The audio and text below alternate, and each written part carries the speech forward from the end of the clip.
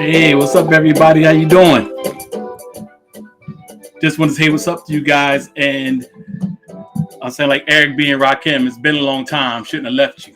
That's my old school reference. See, I'm sure I'm my age, but guess what? It's all good. It's all good. It's all good. What's up, everybody? How you doing? I hope your Saturday's going well, and I hope that you are blessed. I hope you are in good health and good care. I'm just kicking it with my beat that my nephew, Larry Gray Jr. made for me. He does his own beats called Sounds of Larry G. So hit him up on Instagram under Sounds of Larry G if you need some theme music or something to rock with you behind you. So just want to just put that out there. And I'm going to put this on Facebook in my comments. I'm going to put a link in there. So that's the link if you want to have your comments shown on the screen, because they're changing that format and that dynamic now. Let me tune that down a little bit. So if you want to have your comments and your pictures streaming across the screen like normally when I go live, just click that link and you will be able to have your name and your picture accessed in the comments as I put them across the screen. Otherwise, I won't be able to show them on the screen normally during my presentations that I usually do. So I just want to say what's up to you guys, and I pray that all is well, and I pray that the Lord is blessing you and keeping you. And what I'm about to dive into, first and foremost, let me get this out the way. Let me get this out the way because I want to show you something on this screen. Let me get this out the way right here. April 17th. Yes, April 17th. We are coming back with Power Talk Volume 2. We are dropping and we are launching April 17th. Easter, Resurrection. Yes, we are coming back with Volume 2. I guess we still stand on this theme of launching on special days, on Lord's days, because we launched Volume 1 on Christmas. So now we're launching Volume 2 on Easter Sunday. My brother Vernon Stewart, Vince Ruiz, Sid Owsley, Kevin Taylor, Ian Browning, and we have another author who asked to come in and who is submitting their manuscript as we speak, Dr. Samuel Hall, who has the distinction of being the first Black superintendent in Cumberland County in the state of New Jersey.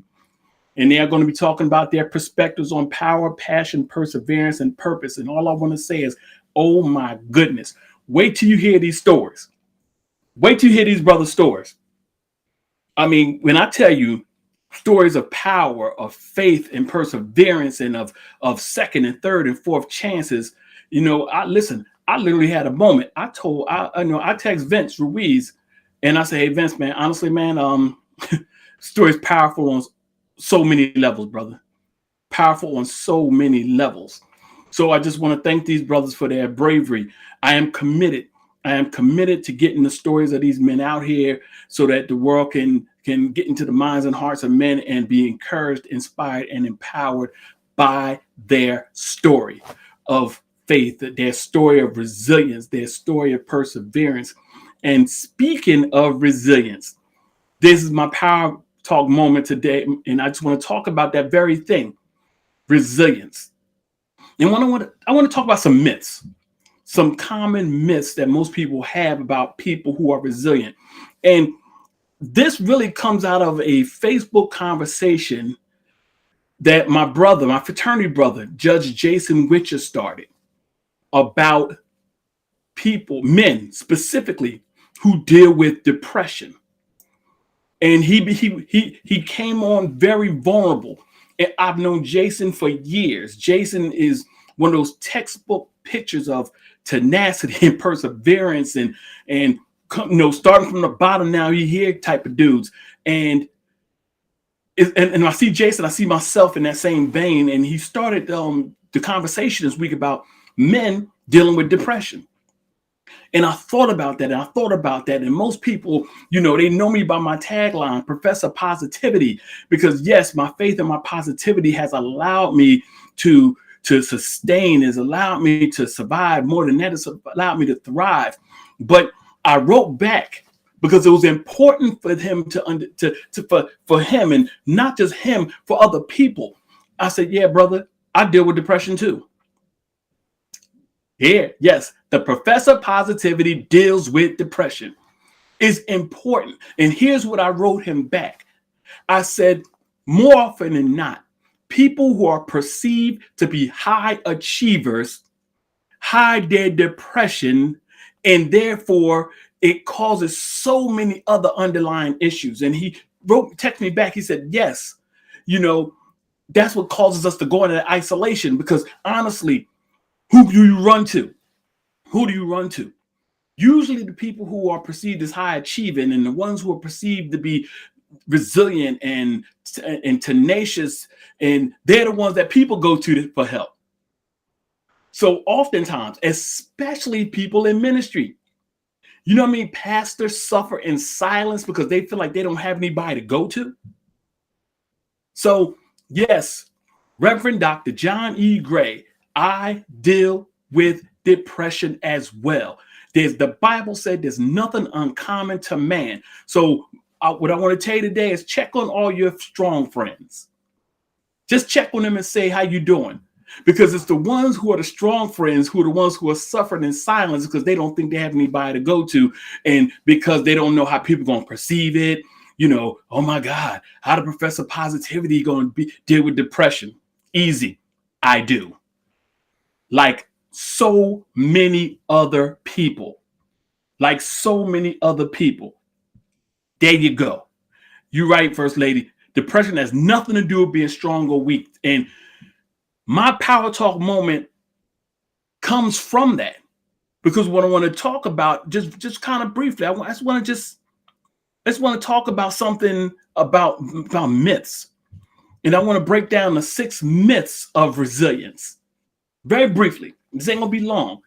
And I want you to just share this. I want you to tag somebody. I want to bring somebody to this conversation, because hopefully I can have my brother Judge Jason Witcher, to come on, and he can kind of talk about his story, and hopefully this will open up the conversation for men to be real about this conversation, because especially coming from certain neighborhoods in our community sector, we told to suck it up, be strong, deal with it, handle it. But guess what? That's not the cure. Because all of that undealt with trauma, it rears its head in unhealthy ways.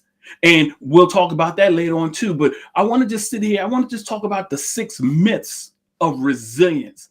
The 6 myths of resilience. Make sure you tag somebody's name in the comments, or if you're watching this later on, hit the replay button. Because my thing is, and I'm gonna say this, and I kept my mouth shut about it. Because I understand how salacious people get when they get, the red meat to the lions, or they get the blood in the water for the sharks. I understand how salacious people get when they get a headline. But there are so many people who are psychoanalyzing Will Smith and Jada Pinkett more than they even looking at their own lives.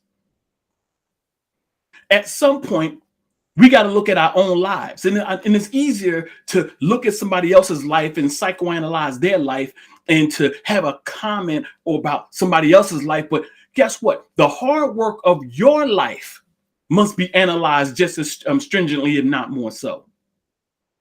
We're becoming Will Smith experts and Jada Smith experts and Chris Rock experts, and yet and still we're not looking at our own walk of resilience or our own undealt with trauma.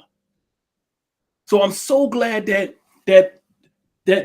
Jason brought that up. I'm so glad that he came at it that way, because guess what? We have to have this conversation. Somebody undoubtedly, they're going to take out of this whole conversation, they're going to say, look at the Professor Positivity. He deals with depression. You're darn right I do. And I'm a pastor and I deal with depression. Do you realize how many pastors have taken their own lives over the years?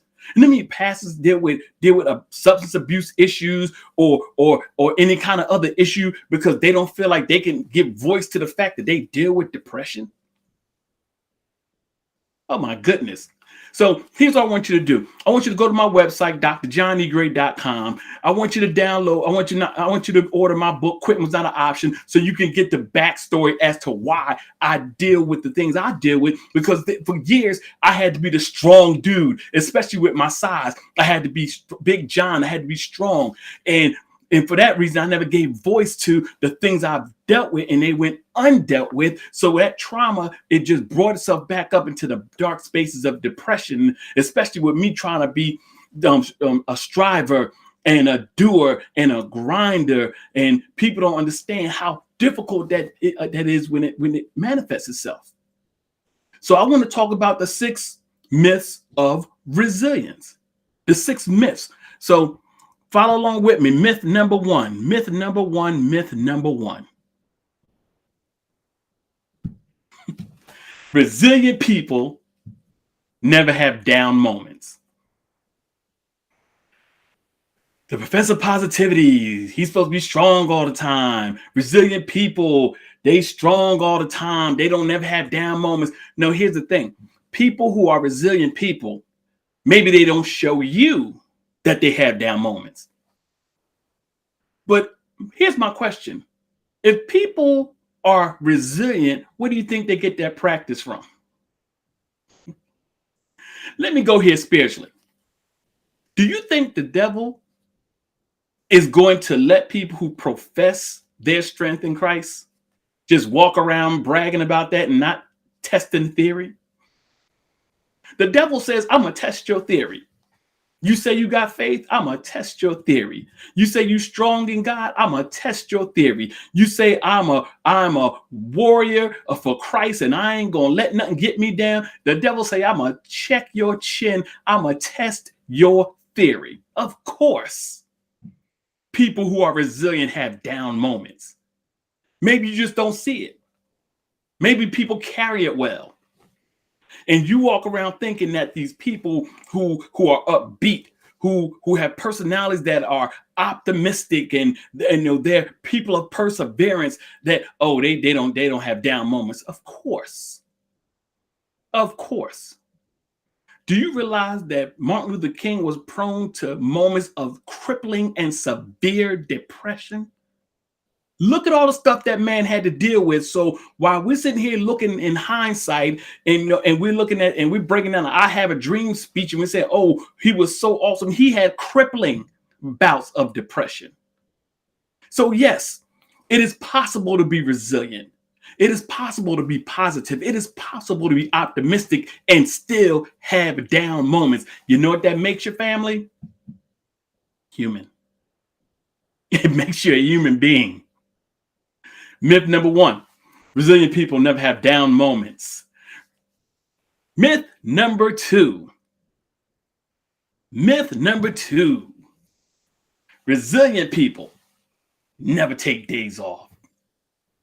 If you listen to people, especially people who do motivational speaking, which I happen to do, but I'm just a little more real with it because, listen, shout out to Kobe Bryant and his memory. So when he passed away, people dove into the whole Mamba mentality, and people will tell you, oh, I'm a grinder. I don't take no days off. I even heard, honestly, listen, enough respect to Steve Harvey, and he's doing his thing. But I remember him saying, you can't sleep. I get 3-4 hours of sleep. That's all I need.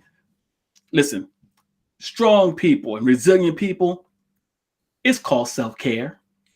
Take time off. That's the myth. Resilient people never take days off. Of course you do. And my wife's on here, Reverend Angie, Reverend Dr. Angie. She's on here. And I remember, let me just make this little analogy. I remember when one of our coworkers in Lang City passed away suddenly. We were coming out of a workshop, heart attack, gone. It was Friday. Her job was posted Monday, Tuesday. It was posted. Listen, let me explain something to you. Take care of yourself. You know what? If I leave this earth tomorrow, Stockton University is going to put an ad in the paper for another faculty member for the School of Education. Being resilient doesn't mean you got to work yourself in the ground. Being resilient means you work smarter, not necessarily harder. Not the fact that you don't work hard, but you learn to work smart. And the myth out there is that, oh, if I'm not taking no days off, that doesn't mean I'm resilient. No, when you take days off, that means you're being smart. Let me tell you something.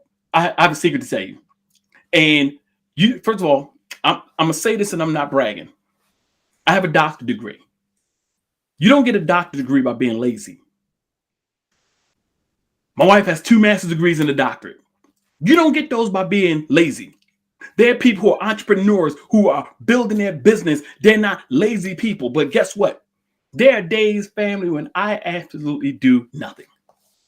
I'll take a day and I play my PlayStation 5, my Madden NFL 22, and I tell my wife, listen, I need to do something mindless right now. I need to do something mindless because I'm not always in get it mode. And people say I stay in get it mode. They're either lying or they're burning themselves into the ground. Myth number 2, resilient people never take days off. And false. Myth number 3, you were either born resilient or you never will be. You were either born resilient or you never will be. Let me explain something to you. There are a lot of things you're born with. You're born with some things are genetic. Some things are caught, but guess what? Some things are taught. Resilience comes from, first of all, having it modeled. Resilient, you need to have it modeled. Secondly, it's something that comes from observing. So how you gonna be an infant, a 4-day-old, and how you modeling resilience and how you observing resilience? Resilience comes from being put in positions to have your resilience tested. What tests are you going through as a 5-month-old? So when people say you're either born with it or you're not, resilience is learned. Resilience is taught. Resilience is honed. Resilience is grown. You can always pivot and become a more resilient person. Resilience means that you pivot your perspective. You pivot your perspective. Life will teach you to be resilient. And there are people who never catch the lesson. And that's cool. That's how they choose to roll through life. I get it. That's you, do you. But there are some people who will catch the lesson, who had their hand burnt on the fire, and they'll get the lesson and say, I know that hurts. And there's some people who keep on testing the theory. They'll push the envelope. There are some people who are perpetual envelope pushers. And that's how they roll. But there are some people who catch the lesson. And they become more tried. They become more focused. They become more purposeful based on the things they're going through. So don't let nobody tell you, I'm just not resilient because that's not the way I was born. I'm not cut from that cloth. Well, let me say this. We are given the greatest thing ever. It's called choice. Choose this day whom you will serve. Choose this day to be resilient. Choose this day to be awesome. Choose this day to be purposeful. Choose this day to be great. It's a choice. Resilience is a choice. My wife always says this because she caught it from somebody else, because I always had to do deference to quotes. But life is simply 10% of what happens, but is 90% of how you respond. My wife was doing a keynote today. She was doing she did a talk today, and she talked about how we respond to things. She said stuff happens to everybody. Newsflash, stuff happens to everybody.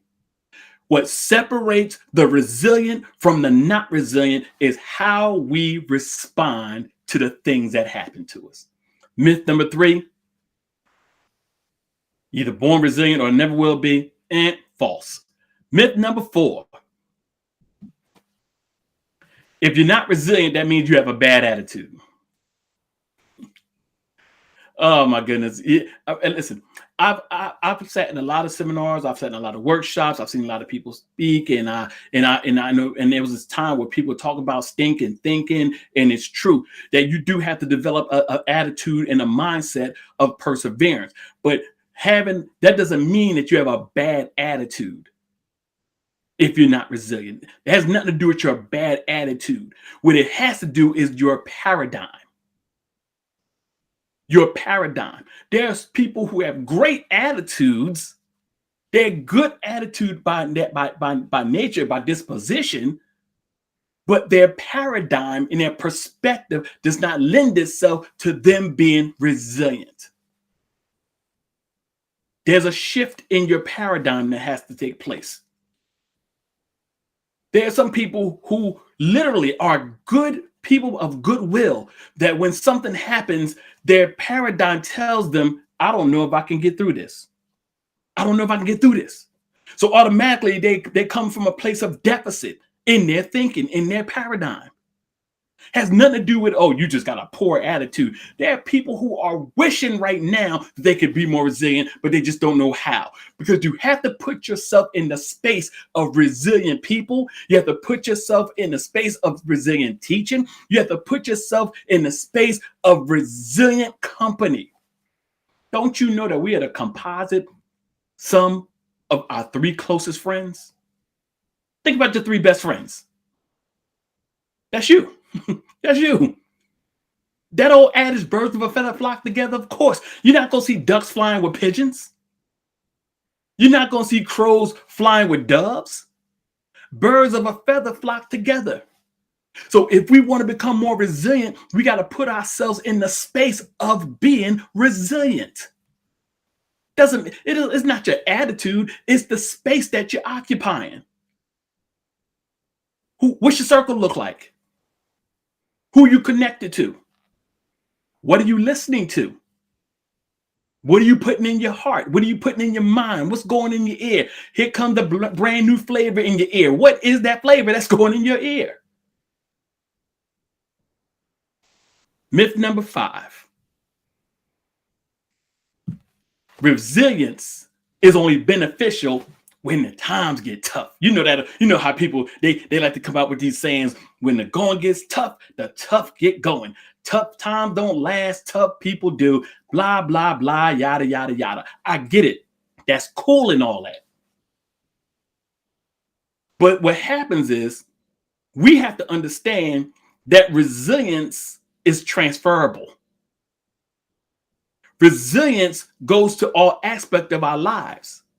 So you don't have to just be resilient when a crisis comes. That's called crisis management and crisis leadership. But what about resilience simply in the course of your everyday function? Resilience over your finances, resilience over the lives of your children, resilience over the fact that making sure they get a quality education, resilience in your marriage, being resilient about having a good relationship with your wife, with your husband, with your spouse. Resilience. Resilience is the climb toward excellence. And let me say this, excellence is a journey, it's not a destination. We don't get to the mountaintop and say, let me plant my flag here. Guess what, y'all? I've reached excellence. Excellence is a it's a journey. It's not a place where you stop and rest. Excellence is a journey, because newsflash, newsflash, newsflash, we can all be and do better. Let him who arrived know this. Let who arrived know this. To say that I have arrived and I'm at a place of excellence where I don't have to raise my game and do better, that is the epitome of arrogance. We can all do better. I can be a better father. I could be a better husband. I could be a better professor. I could be a better speaker. I can be a better writer. I have not arrived. Simply because I got DR in front of my name does not mean I've arrived. Some people, you can't tell them nothing. You can't tell them nothing. Being teachable means that you are allowing yourself to grow in resilience.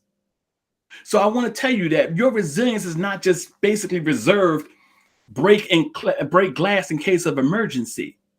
Your resilience is something that is all encompassing in our daily journey. Last but not least, and let me say this before I finish. These 6 myths that I'm talking about are not the be all to end all to the myths. They're not. There's plenty more. But this is just something that was on my mind and heart that I just wanted to share with my family on social media, my family out there. Myth number 6. If you are resilient, you will not have any problems. Yeah. True story. I remember when I first got truly saved in church. I remember like it was yesterday. Crying at the altar, gave my life to the Lord, poured out my heart,